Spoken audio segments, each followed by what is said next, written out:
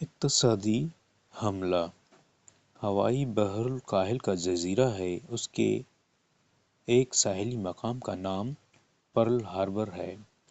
Pearl harbour کو امریکہ نے ایک فوجی بندرگاہ کے طور پر ترقی دی۔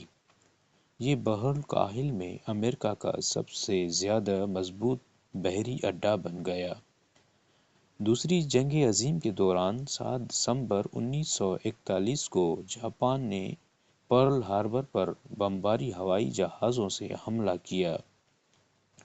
اس وقت امریکہ کے تقریباً 100 جنگی جہاز یہاں موجود تھے۔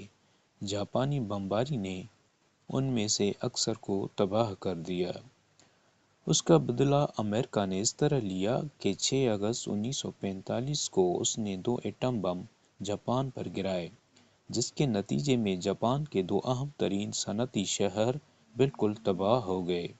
تاہم یہ دونوں شہر ہیروشیما اور ناگاساکی اب دوبارہ زیادہ شاندار طور پر تعمیر کر لیے گئے ہیں۔ 1945 میں وہ جاپان کی بربادی کی علامت تھے۔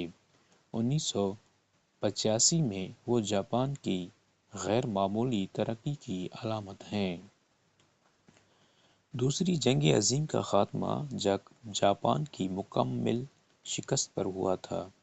مزید یہ کہ امریکہ نے اس کے اوپر اپنی فوجی اور سیاسی بالادستی قائم کر لی، مگر جاپان نے حیرت انگیز طور پر اس کا ثبوت دیا کہ وہ اپنے آپ کو حالات کے مطابق بدل لینے کی صلاحیت رکھتا ہے۔ دوسری جنگ عظیم سے پہلے وہ ہتھیاروں پر یقین رکھتا تھا، مگر جنگ کے بعد اس نے خود اپنی مرضی سے ہتھیار الگ رکھ دیے اور خالص پرامن انداز میں اپنی نئی تعمیر شروع کر دی۔ جاپان نے لڑائی کے میدان کو چھوڑ دیا جو اس کے لیے بند ہو گیا تھا۔ اس نے تعمیر کے میدان کو اختیار کر لیا جو اب بھی اس کے لیے کھلا ہوا تھا۔ دوسری تدبیر پہلی تدبیر سے زیادہ کامیاب ہوئی۔ جاپان صنعت و تجارت میں اس حد تک آگے بڑھ گیا کہ آج وہ دنیا کی دوسری سب سے بڑی اقتصادی طاقت سمجھا جاتا ہے۔ امریکہ کے مقابلے میں اس کا ٹریڈ سرپلس $37 بلین کے قدر زیادہ ہے۔ جنگ کے فاتح امریکہ کو مفتوح جاپان نے اقتصادیات کے میدان میں شکست دے دی۔ اس صورتحال سے امریکہ کے لوگ بے حد پریشان ہیں۔ وہ جاپان کے موجودہ حملے کو اقتصادی پرل ہاربر پر نام دیتے ہیں۔ امریکہ میں ایک کتاب چھپی ہے جو اس وقت امریکہ اور جاپان میں زیادہ بکنے والی کتاب بن گئی۔ اس کتاب کا نام ہے جاپان نمبر 1، جاپان نمبر 1۔ اس کتاب میں دکھایا گیا ہے کہ جاپان اور امریکہ کے درمیان تجارت میں جاپان بہت زیادہ آگے بڑھ گیا ہے اور عنقریب وہ برطانیہ سے بھی آگے بڑھ جانے والا ہے۔ بیرونی اثاثہ کے اعتبار سے جاپان آج دنیا کی سب سے زیادہ دولت مند قوم ہے۔ اس کا بیرونی اثاثہ 1984 کے آخر میں $74 بلین تھا۔ جاپان نے اپنی فوجی شکست کو اقتصادی فتح میں کس طرح تبدیل کیا؟ جواب یہ ہے کہ اس کا راز یہ تھا کہ جاپان نے ازسر نو وہاں سے اپنا سفر شروع کیا جہاں حالات نے اس کو پہنچا دیا تھا۔ اس نے اشتعال کے بجائے صبر کا طریقہ اختیار کیا۔ اس نے ٹکراؤ کے میدان سے ہٹ کر پرامن میدان میں اپنی قوتوں کو استعمال کیا۔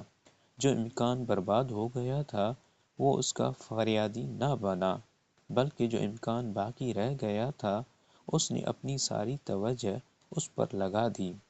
خلاصہ یہ کہ جاپان نے دوسروں کو الزام دینے کے بجائے اپنے آپ کو الزام دیا اور اس کے بعد فوراً اس کی نئی تاریخ بننا شروع ہو گئی جو اس وقت تک نہ رکی جب تک وہ تکمیل کی حد تک نہ پہنچ گئی۔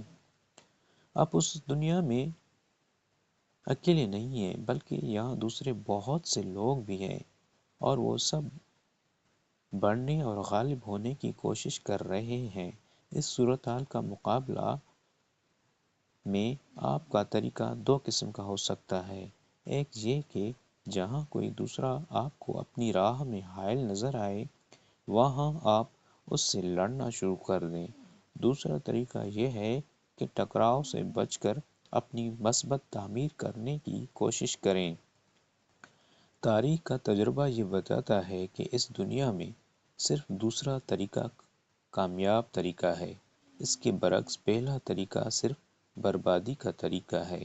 سمندری جہاز کو اگر چلتے ہوئے راستے میں چٹان مل جائے تو وہ اس سے کترا کر نکل جاتا ہے، اور جو جہاز اس سے لڑ کر جانا چاہے وہ ٹوٹ کر ختم ہو جاتا ہے۔